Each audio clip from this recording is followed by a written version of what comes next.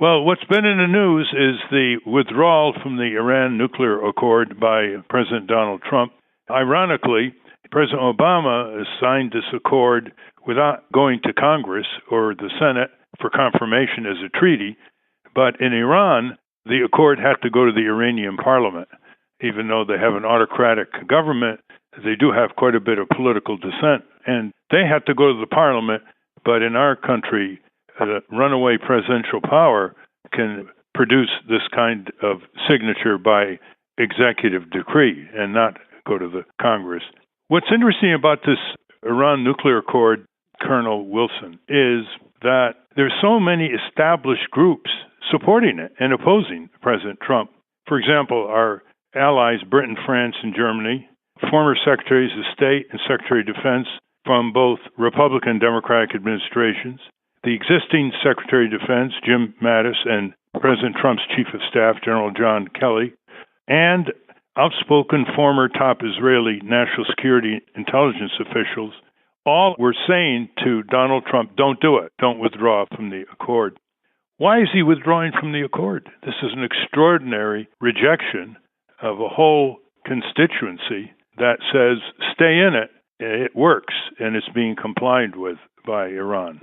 Well, Ralph, first, let me just thank you for having me on today to hopefully share some of my thoughts and experiences on what is arguably one of the most consequential decisions that has been made in recent years, maybe even recent decades.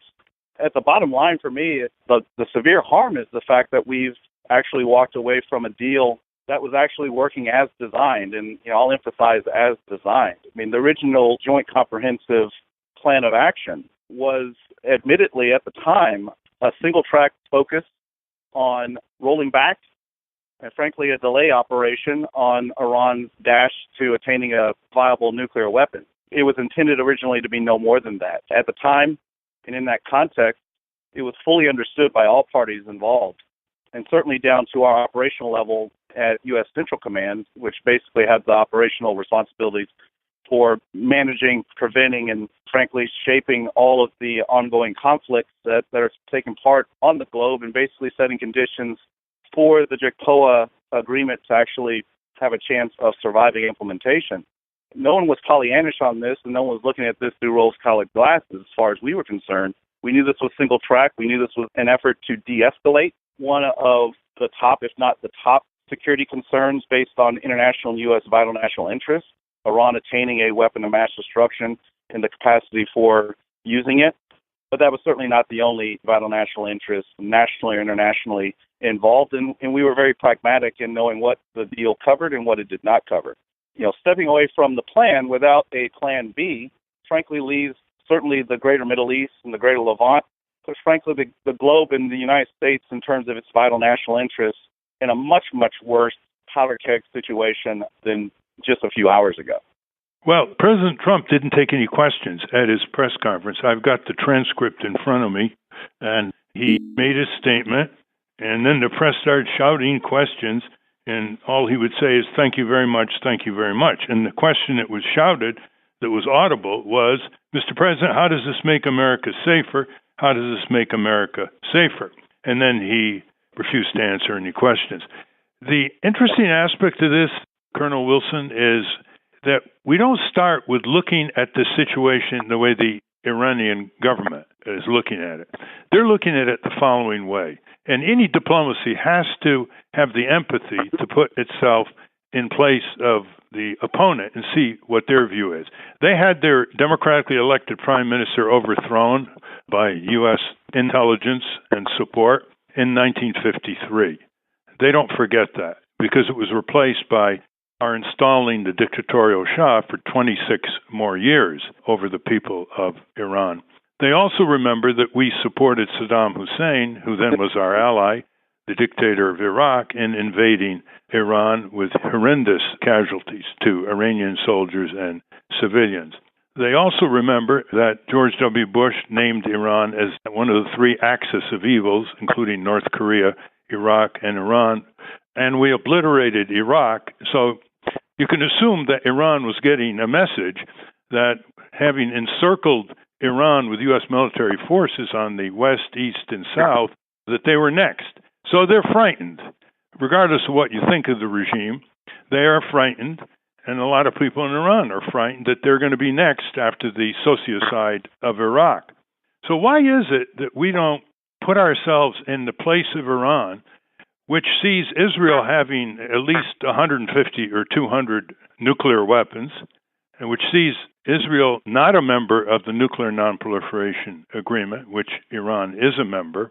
Why is it that we never in the media, and just recently on NewsHour for PBS, they were interviewing Ehud Barak, former Prime Minister of Israel, and they never asked him about the Israeli nuclear program and its refusal to allow inspectors because it's not a member of the Nuclear Non-Proliferation Agreement.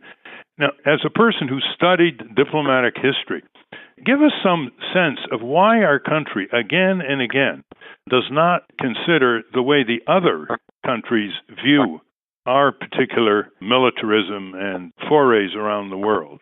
Ralph, thanks for the question. I've been puzzling over this both as an operator in the field, frankly, for the last 33 years during my service in uniform, and along the way, some stints and opportunities to actually think about this and study it as an academic. So, both from a thinking perspective as well as from an operational doing perspective, this question that you've raised, and you've given an excellent summary of some of what I would call the dark sides to American exceptionalism. You've given a phenomenal, sad and tragic, quick rundown of this paradox. And for me, I think it lies in this oversimplified, perhaps over-Westernized, almost in the sense of the old Westerns, where America and those with us are wearing the white hat, and there are true-to-form white hat wearers and black hat wearers. And, coming out of World War II particularly, we've allowed the American public in a representative democracy, those duly elected representatives allowed an American public to fall into an oversimplified sense of a world seen through the lens of black hats and white hats, where, frankly, the world has always been gray. That oversimplified perspective, in my view, both opinion as well as academic study, kind of finds us as Americans, those that follow us on our different expeditions abroad, seeing the world in the map of the world with us almost removed from the table as an effective player, almost as if we are placing ourselves in a sort of a God seat, where American exceptionalism is only a one-directional positivism, if you will, that American exceptionalism as it is and by its nature and its character is inherently good. As I said before, I think what we're seeing here and what you gave a great rundown on in summary is the darker sides to American exceptionalism, the darker sides to American leadership, both national leadership and American global leadership. People in whole societies and whole communities of nations can be led and will be led. Leadership is bidirectional, however. It can lead to positive places governed by values and rule of law. Unfortunately, it can equally be led in dark negative directions by tendencies of illiberalism. And what I would offer is the exact antithesis to a system based on rule of law, which includes the spirit of the law as well as the letter of the law, and the importance of judgment based on ethics and moral code. That can be so easily and tragically overlooked and replaced by an approach to governance based on rule by law, which can often, as history has shown us, lead to very dark and sinister and illiberal places in illiberal ways. I think that's exactly what we're dealing with. I think that a quick survey of American global leadership, particularly since the end of the Cold War, in the absence of a clear threat in the old Soviet threat, and facing a world that was much more muddy and much more complex.